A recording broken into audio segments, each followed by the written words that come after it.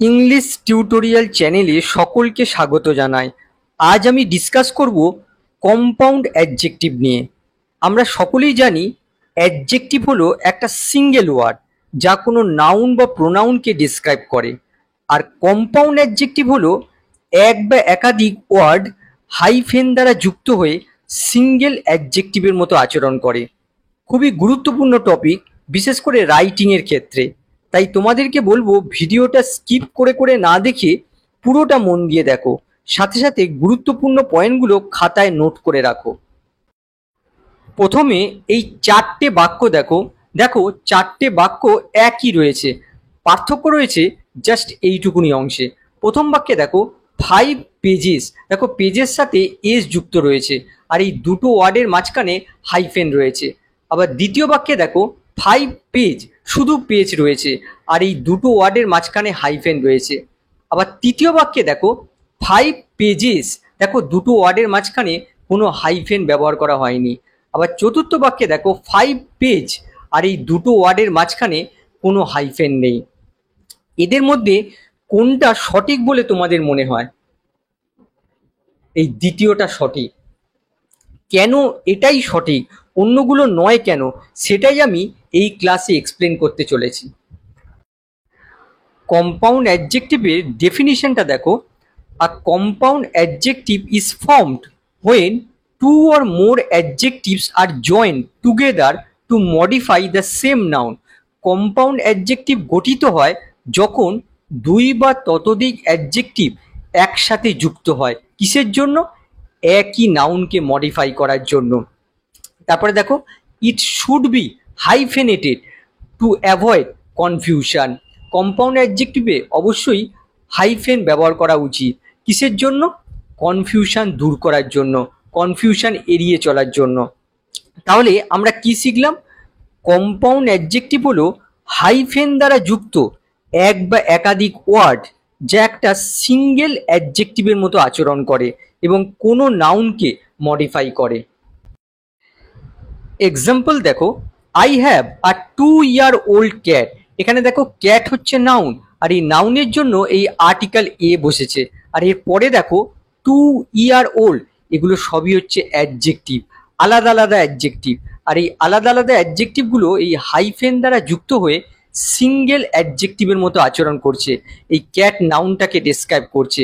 আর এই অ্যাডজেক্টিভটাকে বলা হয় কম্পাউন্ড অ্যাডজেক্টিভ।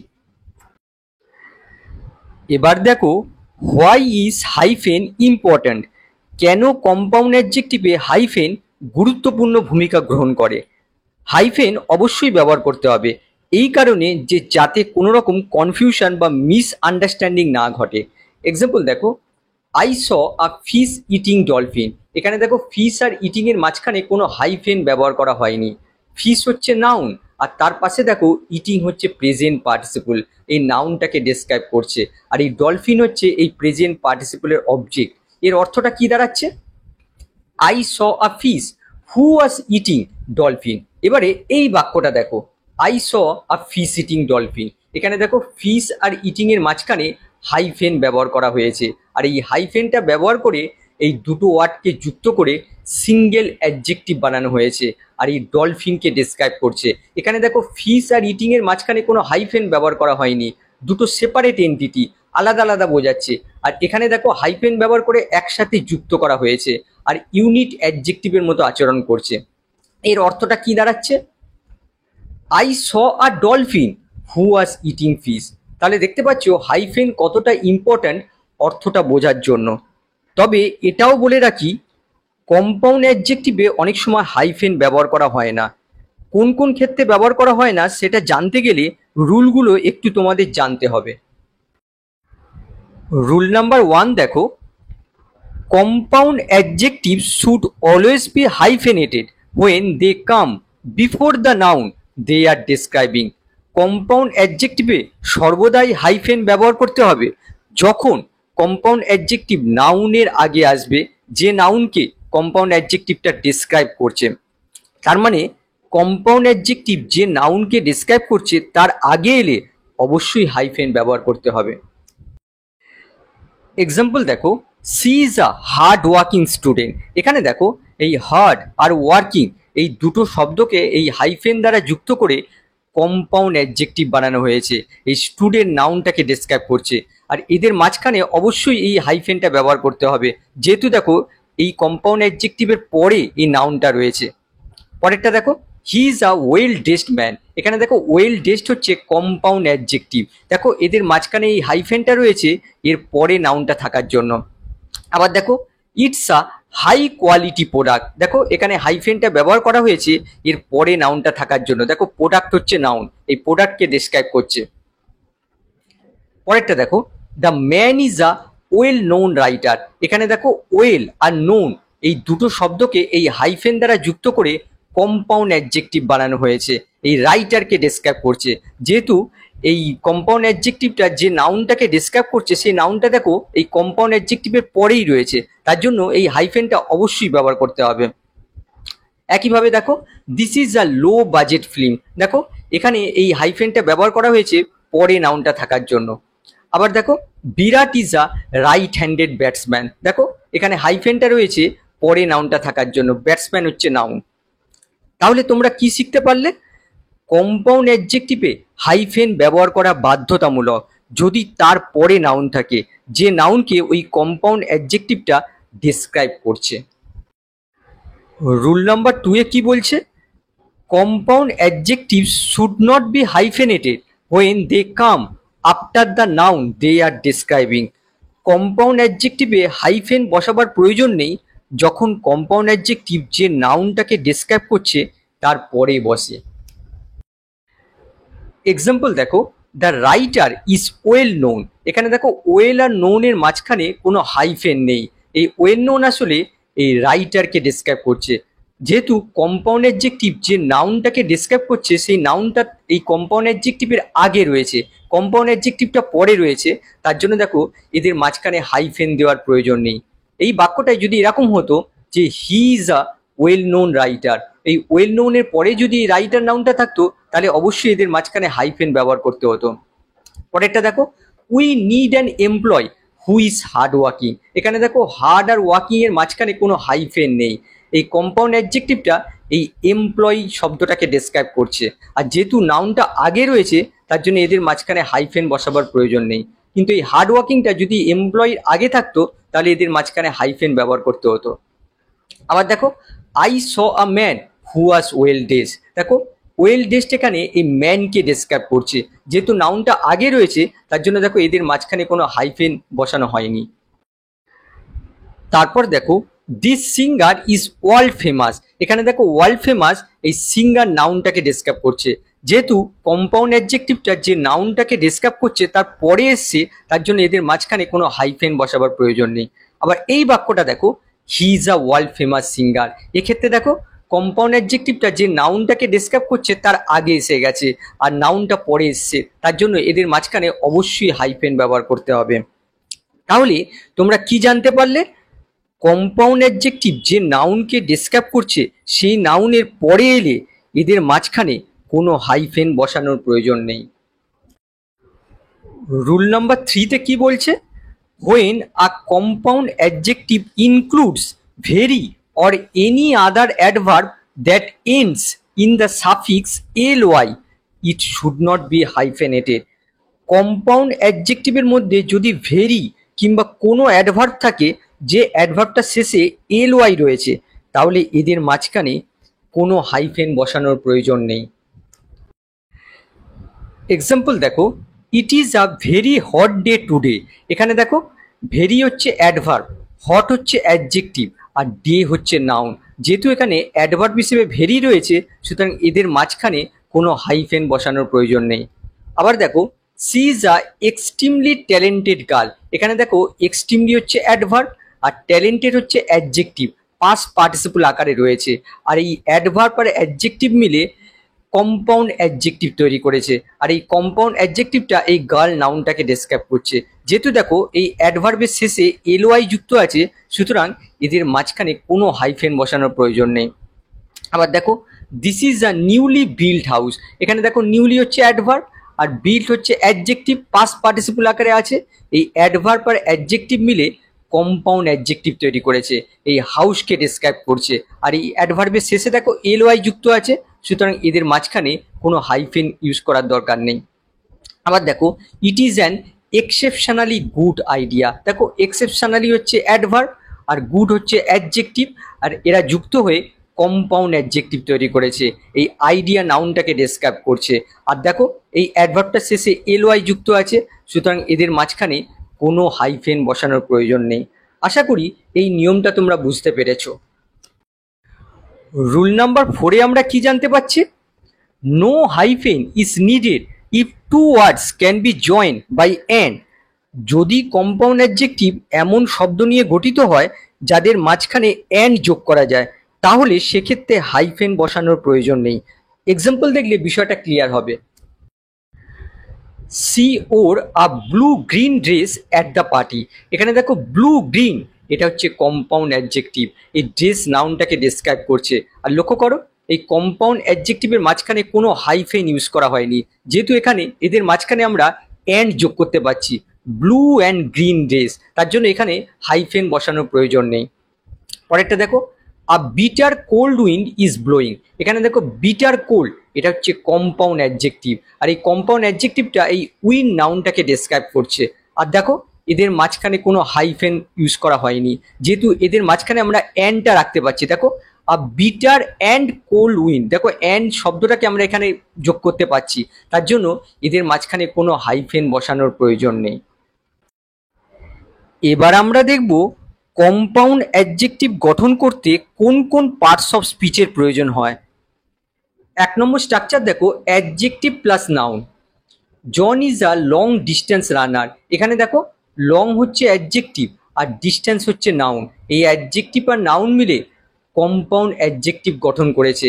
আর এই কম্পাউন্ড অ্যাডজেক্টিভটাই নিকটবর্তী রানার নাউনটাকে ডেসক্রাইব করছে। আর যেহেতু এই কম্পাউন্ড অ্যাডজেক্টিভটা যে নাউনটাকে ডেসক্রাইব করছে তার আগে বসেছে, তার জন্য এদের দুজনের মাঝখানে অবশ্যই এই হাইফেন ব্যবহার করতে হবে। পরেরটা দেখো it is a high quality product. দেখো এই হাই হচ্ছে অ্যাডজেক্টিভ আর কোয়ালিটি হচ্ছে নাউন, এই অ্যাডজেক্টিভ আর নাউন মিলে কম্পাউন্ড অ্যাডজেক্টিভ তৈরি করেছে, এই প্রোডাক্ট নাউনটাকে ডেসক্রাইব করছে। আবার দেখো it was a last minute suggestion. এখানে দেখো লাস্ট হচ্ছে অ্যাডজেক্টিভ আর এই মিনিট হচ্ছে নাউন, এই অ্যাডজেক্টিভ আর নাউন মিলে কম্পাউন্ড অ্যাডজেক্টিভ তৈরি করেছে, এই ডিসিশন নাউনটাকে ডেসক্রাইব করছে। 2 নম্বর স্ট্রাকচার আমরা দেখব number plus noun. She submitted a five page document. এখানে দেখো 5 হচ্ছে নাম্বার আর পেজ হচ্ছে নাউন, এই নাম্বার আর নাউনকে এই হাইফেন দ্বারা যুক্ত করে কম্পাউন্ড অ্যাডজেক্টিভ বানানো হয়েছে, আর এই ডকুমেন্ট নাউনটাকে ডেসক্রাইব করছে। এক্ষেত্রে একটা বিষয় দেখো, এখানে কখনোই লেখা যাবে না 5 পেজেস ডকুমেন্ট, কখনোই এই পেজের সাথে এস যোগ করা যাবে না, কারণ আমরা জানি যে অ্যাডজেক্টিভের কোনো প্লুরাল হয় না, নাউনের একমাত্র প্লুরাল হয়, তার জন্য কখনোই পেজেস লেখা যাবে না, তাহলে ভুল হয়ে যাবে। পরেরটা দেখো দিস ইজ আ 5-স্টার হোটেল। এখানে দেখো 5 হচ্ছে নাম্বার আর স্টার হচ্ছে নাউন, এই দুয়ে মিলে কম্পাউন্ড অ্যাডজেক্টিভ তৈরি করেছে, এই হোটেলকে ডেসক্রাইব করছে। তারপর দেখো দ্য 3-ডে ট্রিপ ওয়াজ ভেরি এক্সাইটিং। এখানে দেখো এই নাম্বার আর নাউন মিলে কম্পাউন্ড অ্যাডজেক্টিভ তৈরি করেছে, এই ট্রিপ নাউনটাকে ডেসক্রাইব করছে। এক্ষেত্রে কখনোই লেখা যাবে না 3 ডেজ ট্রিপ, তাহলে কিন্তু ভুল হবে। 3 নম্বর স্ট্রাকচার হচ্ছে noun plus adjective. He is a world famous singer. এখানে দেখো ওয়ার্ল্ড হচ্ছে নাউন আর ফেমাস হচ্ছে অ্যাডজেক্টিভ, এই নাউন আর অ্যাডজেক্টিভকে এই হাইফেন দ্বারা যুক্ত করে কম্পাউন্ড অ্যাডজেক্টিভ বানানো হয়েছে, এই সিঙ্গার নাউনটাকে ডেসক্রাইব করছে। ভেজিটেবলস আর আয়রন রিচ। এখানে দেখো আয়রন হচ্ছে নাউন আর রিচ হচ্ছে অ্যাডজেক্টিভ, এই নাউন আর অ্যাডজেক্টিভ যুক্ত হয়ে কম্পাউন্ড অ্যাডজেক্টিভ গঠন করেছে, আর এই ভেজিটেবল নাউনকে ডেসক্রাইব করছে। লক্ষ্য করো দেখো এই দুটো ওয়ার্ডের মাঝখানে কোনো হাইফেন নেই, যেহেতু এই কম্পাউন্ড অ্যাডজেক্টিভটা যে নাউনটাকে ডেসক্রাইব করছে সেই নাউনটার পরে এই কম্পাউন্ড অ্যাডজেক্টিভটা রয়েছে, তার জন্য দেখো এদের মাঝখানে কোনো হাইফেন নেই। কিন্তু এক্ষেত্রে দেখো এখানে দেখো কম্পাউন্ড অ্যাডজেক্টিভটা যে নাউনটাকে ডেসক্রাইব করছে সেই নাউনটার আগে দেখো কম্পাউন্ড অ্যাডজেক্টিভটা রয়েছে, তার জন্য দেখো এখানে হাইফেন রয়েছে। পরেরটা দেখো you should maintain sugar free diet. দেখো সুগার হচ্ছে নাউন আর ফ্রি হচ্ছে অ্যাডজেক্টিভ, এই দুয়ে মিলে কম্পাউন্ড অ্যাডজেক্টিভ গঠন করেছে আর এই ডায়েট নাউনকে ডেসক্রাইব করছে। এবার 4 নম্বর স্ট্রাকচার দেখো, noun plus noun. I saw some stone age tools in the museum. দেখো স্টোন হচ্ছে নাউন আর এজ হচ্ছে নাউন, আর এই নাউন প্লাস নাউনকে এই হাইফেন দ্বারা যুক্ত করে কম্পাউন্ড অ্যাডজেক্টিভ তৈরি করা হয়েছে, এই টুলকে ডেসক্রাইব করছে। তারপর দেখো, chicken soup recipe was serve among the guest. দেখো চিকেন স্যুপ এই দুটোই হচ্ছে নাউন, এই নাউন প্লাস নাউন একসঙ্গে যুক্ত হয়ে কম্পাউন্ড অ্যাডজেক্টিভ তৈরি করেছে, এই রেসিপিকে ডেসক্রাইব করছে। পরেরটা দেখো, it is said that they were a man eater tribe. দেখো ম্যান ইটার এই দুটোই হচ্ছে নাউন, এই দুটো নাউন একসঙ্গে যুক্ত হয়ে কম্পাউন্ড অ্যাডজেক্টিভ তৈরি করেছে, এই ট্রাইবকে ডেসক্রাইব করছে।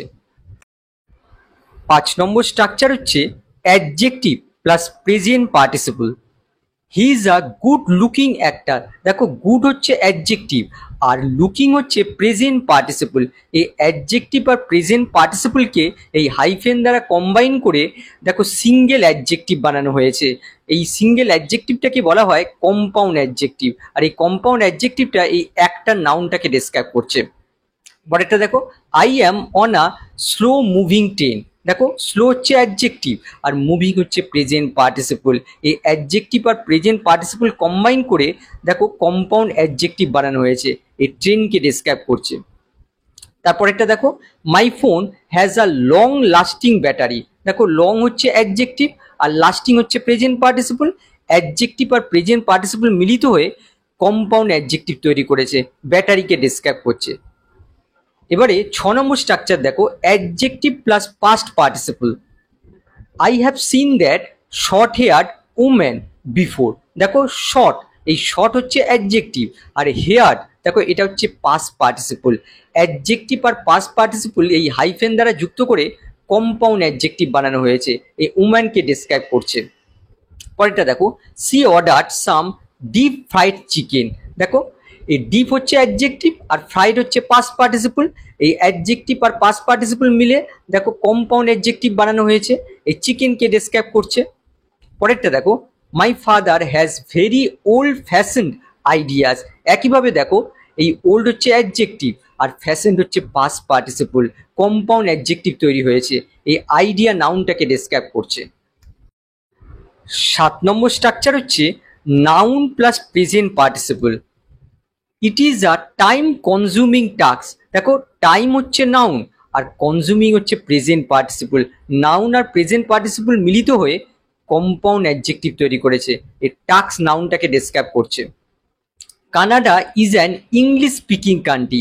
ইংলিশ হচ্ছে নাউন আর স্পিকিং হচ্ছে প্রেজেন্ট পার্টিসিপল, এই নাউন আর প্রেজেন্ট পার্টিসিপলকে এই হাইফেন দ্বারা একসঙ্গে যুক্ত করে সিঙ্গেল অ্যাডজেক্টিভ বানানো হয়েছে, এই কান্ট্রি নাউনটাকে ডেসক্রাইব করছে। It was a record breaking performance. Record noun আর ব্রেকিং হচ্ছে প্রেজেন্ট পার্টিসিপল, কম্পাউন্ড অ্যাডজেক্টিভ তৈরি হয়েছে, এই পারফরমেন্স নাউনটাকে ডেসক্রাইব করছে। 8 নম্বর স্ট্রাকচার দেখো, noun plus past participle. He is a middle aged person. দেখো মিডিল হচ্ছে নাউন আর এজেড হচ্ছে পাস্ট পার্টিসিপল, এই নাউন আর পাস্ট পার্টিসিপলকে হাইফেন দ্বারা যুক্ত করে কম্পাউন্ড অ্যাডজেক্টিভ বানানো হয়েছে, এই পার্সন নাউনকে ডেসক্রাইব করছে। তারপর দেখো, সি ব্রট আস সাম হোম মেড ব্রেড। দেখো এই হোম হচ্ছে নাউন আর মেড হচ্ছে পাস্ট পার্টিসিপল, এই নাউন আর পাস্ট পার্টিসিপল মিলে কম্পাউন্ড অ্যাডজেক্টিভ তৈরি হয়েছে, এই ব্রেড নাউনকে ডেসক্রাইব করছে। তারপর একটা দেখো, the sun dried tomatoes are really very delicious. Sun noun আর ড্রাইড হচ্ছে পাস্ট পার্টিসিপল, কম্পাউন্ড অ্যাডজেক্টিভ তৈরি হয়েছে, এই টমেটো নাউনটাকে ডেসক্রাইব করছে। 9 নম্বর স্ট্রাকচার আমরা দেখব adverb plus present participle. I am tired of your never ending complain. এখানে দেখো নেভার হচ্ছে অ্যাডভার্ব আর এন্ডিং হচ্ছে প্রেজেন্ট পার্টিসিপল, এই অ্যাডভার্ব আর প্রেজেন্ট পার্টিসিপলকে এই হাইফেন দ্বারা যুক্ত করে কম্পাউন্ড অ্যাডজেক্টিভ বানানো হয়েছে, এই নিকটবর্তী এই কমপ্লেন নাউনটাকে ডেসক্রাইব করছে। পরেরটা দেখো, it is an extremely tiring trip. Extremely হচ্ছে অ্যাডভার্ব আর টায়ারিং হচ্ছে প্রেজেন্ট পার্টিসিপল, এই অ্যাডভার্ব আর প্রেজেন্ট পার্টিসিপল মিলে কম্পাউন্ড অ্যাডজেক্টিভ তৈরি হয়েছে, এই ট্রিপ নাউনটাকে ডেসক্রাইব করছে। এবারে একটা বিষয় দেখো, এখানে দেখো দুটো ওয়ার্ডের মাঝখানে হাইফেন রাখা হয়নি, তারপরে নাউন থাকা সত্ত্বেও দেখো এই দুটো ওয়ার্ডের মাঝখানে কোনো হাইফেন রাখা হয়নি, কারণ আমরা জানি যে কম্পাউন্ড অ্যাডজেক্টিভের কম্বিনেশনের মধ্যে যদি এলওয়াই যুক্ত অ্যাডভার্ব থাকে তাহলে তারপরে নাউন থাকা সত্ত্বেও দুটো ওয়ার্ডের মাঝখানে কোনো হাইফেন ব্যবহার করা হয় না। এক্ষেত্রে দেখতে পাচ্ছ এই অ্যাডভার্বের শেষে সাফিক্স হিসেবে এখানে এলওয়াই যুক্ত আছে, তার জন্য দেখো এখানে দুটো ওয়ার্ডের মাঝখানে কোনো হাইফেন রাখা হয়নি। 10 নম্বর স্ট্রাকচার হচ্ছে adverb plus past participle. He is a highly respected doctor in our locality. এখানে দেখো হাইলি হচ্ছে অ্যাডভার্ব আর রেসপেক্টেড হচ্ছে পাস্ট পার্টিসিপল। এই অ্যাডভার্ব আর পাস্ট পার্টিসিপল মিলে কম্পাউন্ড অ্যাডজেক্টিভ তৈরি হয়েছে, এই ডক্টর নাউনটাকে ডেসক্রাইব করছে। এখানে দেখো দুটো ওয়ার্ডের মাঝখানে দেখো হাইফেন রাখা হয়নি, কারণ আগেই বলেছি যে কম্পাউন্ড অ্যাডজেক্টিভ কম্বিনেশনের মধ্যে যদি এলওয়াই যুক্ত অ্যাডভার্ব থাকে তাহলে এই দুটো ওয়ার্ডের মাঝখানে কোনো হাইফেন রাখা হয় না, যদিও এরপরে নাউন রয়েছে। পরেরটা দেখো, it is a badly written report. এখানে দেখো ব্যাডলি হচ্ছে অ্যাডভার্ব আর রিটেন হচ্ছে পাস্ট পার্টিসিপল, এই দুয়ে মিলে দেখো কম্পাউন্ড অ্যাডজেক্টিভ তৈরি হয়েছে, এই রিপোর্ট নাউনটাকে ডেসক্রাইব করছে। এখানেও দেখো এলওয়াই যুক্ত অ্যাডভার্ব রয়েছে, তার জন্য দেখো এই দুটো ওয়ার্ডের মাঝখানে কোনো হাইফেন রাখা হয়নি। পরেরটা দেখো, হি is a well known writer. এখানে দেখো ওয়েল হচ্ছে অ্যাডভার্ব আর নোন হচ্ছে পাস্ট পার্টিসিপল, এই দুয়ে মিলে দেখো কম্পাউন্ড অ্যাডজেক্টিভ তৈরি হয়েছে, এই রাইটার নাউনটাকে ডেসক্রাইব করছে। এক্ষেত্রে দেখো এই দুটো ওয়ার্ডের মাঝখানে দেখো হাইফেন রাখা হয়েছে। এখানে দেখো এই অ্যাডভার্বটা দেখো কোন শেষে দেখো কোনো এলওয়াই যুক্ত নেই, তার জন্য দেখো এই দুটো ওয়ার্ডের মাঝখানে হাইফেন রাখা হয়েছে। আশা করছি আজকের ক্লাস থেকে তোমরা কিছু শিখতে পেরেছো। কোনো কনফিউশন থাকলে কমেন্ট বক্স অথবা হোয়াটসঅ্যাপ করতে পারো। আবার নেক্সট ক্লাসে দেখা হবে। বাই।